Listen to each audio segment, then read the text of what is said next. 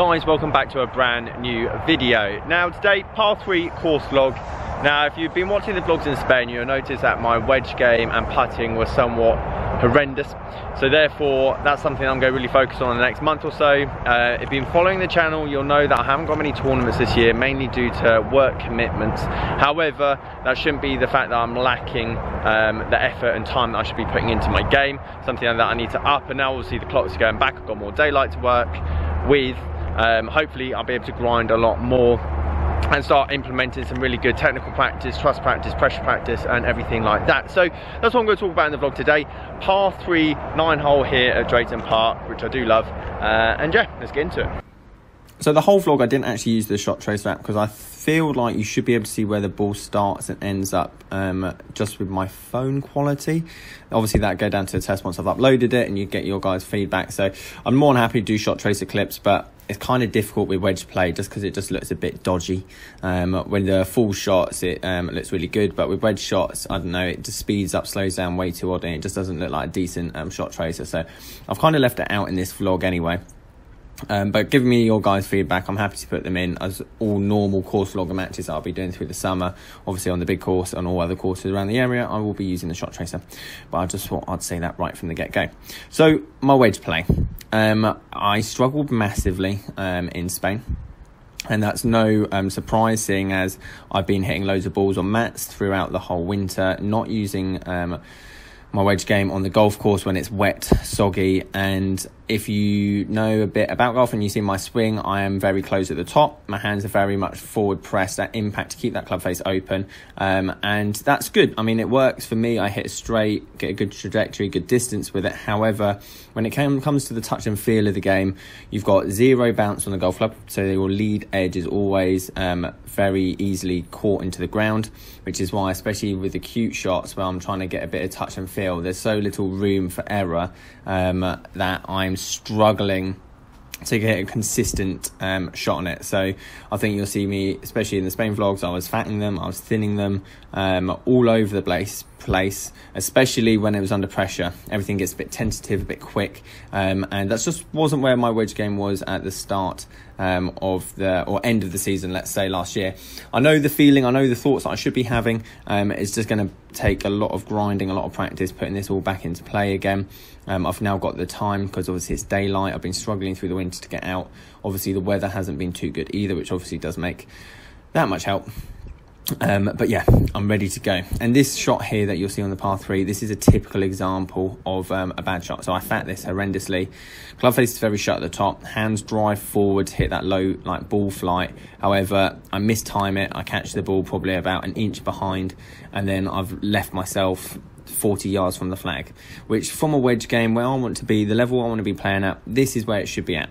Eddie Pepperell used to play this course a lot. Anyway, he still practices at the range here, but he used to play this a lot as a junior, and he used to go around this place casually 4 or 5 under, and that goes to show, even at his age when he was junior, the level that your wedge game needs to be to make it on tour, on obviously playing decent golf. So that's kind of my goal really, I think, this summer. If I can get to the point where I'm shooting under par around the par 3 all the time, on average, like worst score 1 under, do you know what I mean?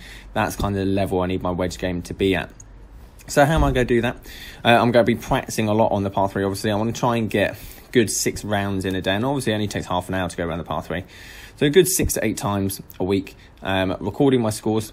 Now technically I'm changing a bit with my swing. I'm trying to make sure the club face is a bit more open. I shouldn't say at impact, but a bit more open in my backswing. So I'm allowed to release the club, allowed to use the bounce a bit more, because at the moment, what you got to understand is that if I was to release the club at any point in my swing at the moment, the ball's going to go left, just because the club face is so shut at the top of my swing. That's why I drive with my hands forward, and it works for me. I love this feeling. I love knowing where the club head is at the top of my swing for my driver and my irons. And to be honest, I felt in Spain quite confident with my irons and drivers. Don't get me wrong, I didn't hit 100% good shots, and there was a lot of bad shots there. But I felt confident over a course that I've never played before, picking a spot, hitting the ball, and going for it. There's nothing worse than knowing where your bad shot is, and not knowing where your bad shot is, i.e. left and right.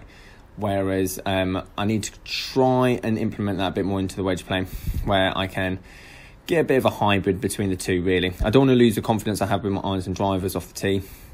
or into the greens, but wedge play is so important, so it can't suffer. So a lot of wedge game, trying to use the bounce a bit more, trying to allow that club face, and as I say, release, allow my hands to release a lot more, not drive into the ground as much.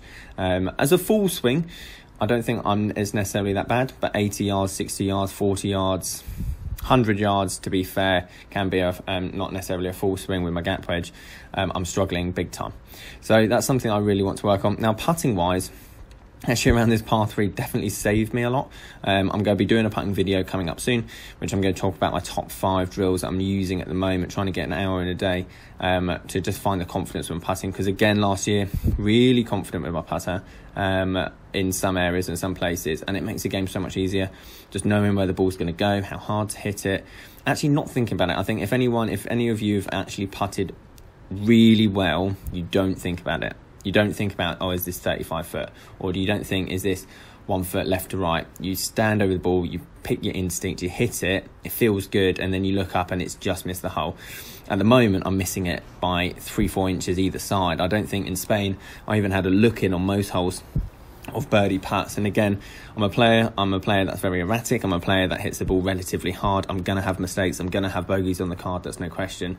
I need the birdies as well to try and balance it up. And if I can get myself in good 100, 120 yard, 80 yard shots into the green, I need to be taking advantage of them. And at the moment, that's just something that I'm just not doing enough of. So even though the putting was a lot better through this par 3 vlog, a lot of work is needed again.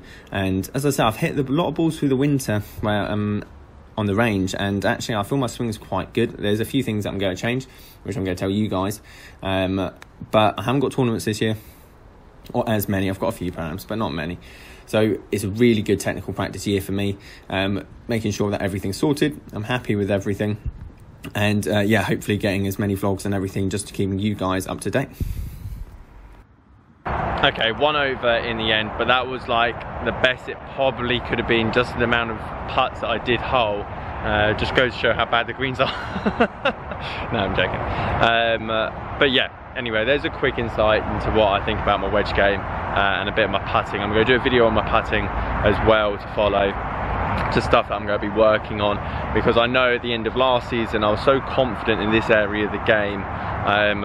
It just made my whole game a lot better, a lot less stressed, and it's a shame to see it already like subsiding back to where it was. It's like if you go to the gym 6 months, get in great shape, but then don't go for another 6 months, well, you're back where you started. And that's exactly where I am now with my short game, or that's how I feel I am anyway. So guys, thank you ever so much for watching. As always, give this video a like, please subscribe. I'll catch you guys later.